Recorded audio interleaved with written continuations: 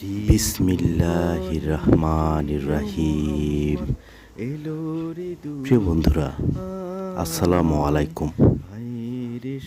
আজকে আলোচনা করব বিশ্বের অমুসলিম মনীষীদের দৃষ্টিতে ইসলাম, কোরআন ও বিশ্বনবী সাল্লাল্লাহু আলাইহি ওয়াসাল্লাম এর প্রথম পর্ব। মুসলিম মনীষীদের বাণী ভিডিওটি হুবহু প্রকাশ করা হয়েছে বিধায় আমাদের প্রিয় নবী হযরত মুহাম্মদ এর পর সাল্লাল্লাহু আলাইহি ওয়াসাল্লাম বলা হয়নি। সেজন্য প্রিয় বন্ধুরা, আপনারা যখন হযরত মুহাম্মদ সাল্লাল্লাহু আলাইহি ওয়াসাল্লামের নাম উচ্চারণ করা হবে, অবশ্যই সাল্লাল্লাহু আলাইহি ওয়াসাল্লাম পাঠ করবেন। খ্রিস্টান ঐতিহাসিক প্রফেসর হিটজি বলেন, 630 খ্রিস্টাব্দের জানুয়ারির শেষ ভাগে মক্কা বিজয় সমাপ্ত হয়। উহার বৃহৎ ধর্মস্থানের মধ্যে প্রবেশ করে মুহাম্মদ সাহেব অসংখ্য মূর্তি ধ্বংস করেন, যার সংখ্যা 360টি বলে কথিত আছে, এবং তিনি ঘোষণা করেন সত্য আগমন করেছে এবং মিথ্যা নিশ্চিহ্ন হয়েছে।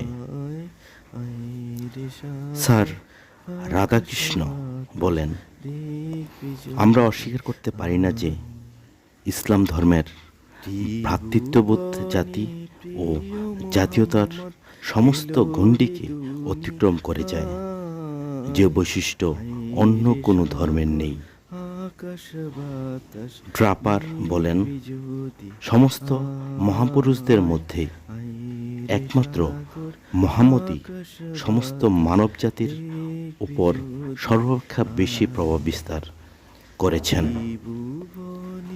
প্রফেসর টি.ডব্লিউ.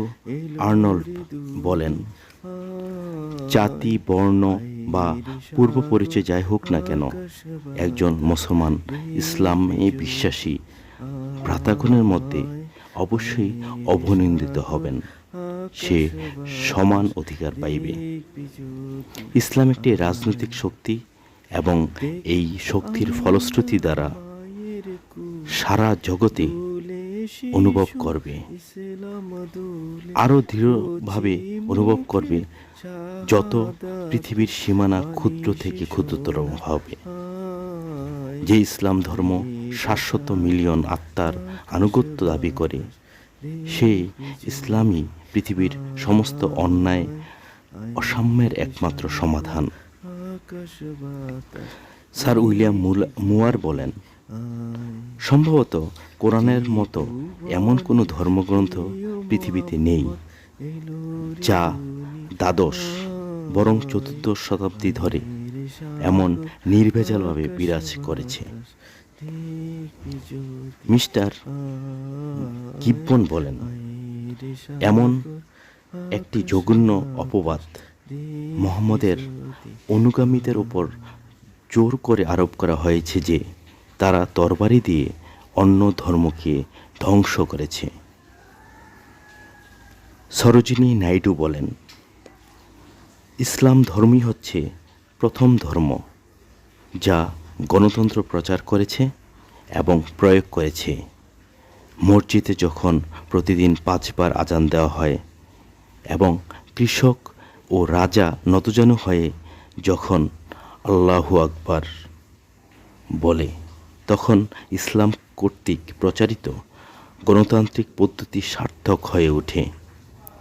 আমি ইসলামের দৃঢ় ঐক্যবদ্ধতা দেখে চমৎকৃত হয়েছি, যা স্বাভাবিকভাবে মানুষে মানুষে ভ্রাতৃত্বের সম্বন্ধ গড়ে তোলে।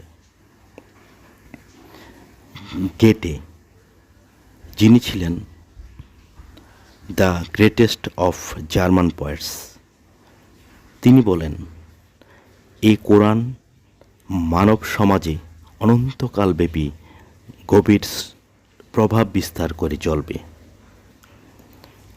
জর্জ বার্নার্স বলেন, আগামী 100 বছরের মধ্যে যদি কোনো ধর্ম ইংল্যান্ড তথা সমগ্র ইউরোপে শাসন বিস্তার করতে পারে তবে সে ধর্ম ইসলাম। মিস্টার সানি বেজেন্ট বলেন,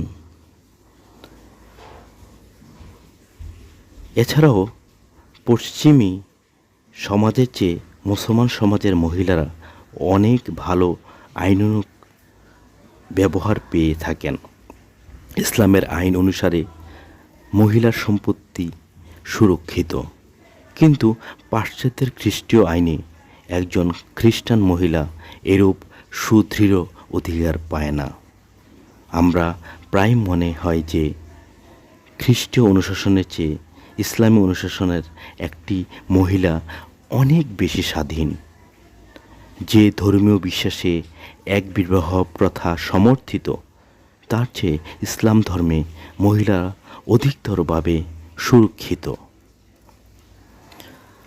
জর্জ বার্নার্ড শ বলেন কয়েকটি পয়েন্ট আকারে। 1. চমকপ্রদ জীবনী শক্তির জন্য মুহাম্মদ প্রচারিত ধর্ম আমার মনে সবচেয়ে বেশি শ্রদ্ধার উদ্বেগ করেছে। আমার মতে ইসলামই একমাত্র ধর্ম যা সকল যুগে সকল মানুষের ধর্ম অর্থাৎ বিশ্বজনীন ধর্মরূপে গণ্য হতে পারে। 2. আজ থেকে 100 বছরের মধ্যে সমগ্র পৃথিবীতে হোক না সমগ্র ইউরোপ খণ্ডে যদি কোনো ধর্ম অবশিষ্ট থাকে তা হলো ইসলাম। তিনি বলেন, সমগ্র পাশ্চাত্য জগৎ বিশেষ করে ইংল্যান্ড ইসলাম গ্রহণ না করে থাকতে পারবে না। 3. আমার দৃঢ় বিশ্বাস মুহাম্মদের মতো লোক যদি বর্তমান জগতের ডিক্টেটরি শাসন গ্রহণ করতেন তাহলে বর্তমান জগতের সমস্যাগুলোর সম্মুখ সমাধান করে পৃথিবীতে বহু প্রত্যাশিত শান্তি ও সুখ দিতে পারতেন। 4. আমি মুহাম্মদের ধর্মকে তার নিজস্ব গতিশীলতার দরুন সর্বদা সম্মানের চোখে অধ্যয়ন করেছি। আমার মনে পৃথিবীতে একটি মাত্র ধর্মই আছে যা পরিবর্তনশীল পরিবেশের সাথে সঙ্গতি বজায় রেখে চলতে পারে। 5. মুহাম্মদ মানবতার ত্রাণকর্তা ছিলেন। সকল মানুষের জন্য তিনি ছিলেন করুণা স্বরূপ, তিনি ছিলেন মানুষের জন্য আশীর্বাদ স্বরূপ এবং প্রত্যেক যুগের জন্য আদর্শ ছিল। 6. আমি সর্বদাই মুহাম্মদ প্রবর্তিত ধর্মকে সর্বাগ্রে স্থান দেই, কারণ এর বিস্ময়কর জীবনী শক্তি রয়েছে। এটাই একমাত্র ধর্ম যা অস্তিত্ব রক্ষার জন্য প্রয়োজনীয় পরিবর্তনসমূহকে গ্রহণ করার ক্ষমতা রাখে এবং যা যুগে যুগে আবেদনশীলতার স্মৃতি ধারণ করে। আমি তার জীবনী পাঠ করেছি। তিনি বিস্ময়কর ব্যক্তি। আমার মতে তিনি খ্রিস্টান ধর্মবিরোধীদের থেকে অনেক দূরে। তাকে মানবতা রক্ষাকারী রূপে অভিহিত করা যেতে পারে। 7.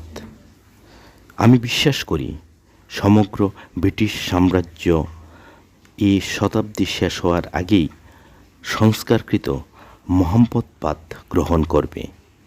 সবসময় আমি মুহাম্মদের ধর্ম সম্পর্কে তার আশ্চর্য জীবনী শক্তির কারণে উচ্চ শ্রদ্ধা পোষণ করে এসেছি। এটাই একমাত্র ধর্ম যা আমার কাছে অস্তিত্বের পরিবর্তন স্তরসমূহকে হজমকারী সামর্থ্যের ধারক বলে মনে হয়েছে। নিজেকে তা প্রত্যেক যুগের কাছেই অনুভূতি জাগ্রতকারী রূপে সাজিয়ে নিতে পারে। আমার মতে বিখ্যাত লোকদের ভবিষ্যৎবাণীর উপর দুনিয়া অবশ্যই সন্দেহাতীত উচ্চ তাৎপর্য আরোপ করবে।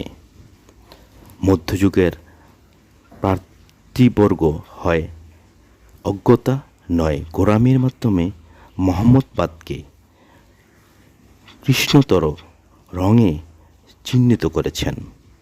প্রকৃতপক্ষে তারা ছিলেন মানুষ মোহাম্মদ ও তার ধর্ম উভয়কে খুন করার জন্য শিক্ষাপ্রাপ্ত।